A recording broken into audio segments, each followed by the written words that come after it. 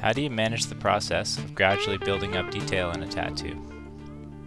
So when doing a cover-up, sometimes it's not apparent in the beginning where you're going to need to build up the most detail, where the cover-up is going to be the most challenging. And you design it the best you can, but as you're working and you're developing the piece and your client is coming back healed for a second session, you can start to see, aha, I'm going to need to make higher contrast detail here. I'm going to need to, maybe go a little darker here. Here's an area where the cover-up has worked out well and I don't need to go any darker. And you can kind of adjust as the piece develops and shows you what its needs are.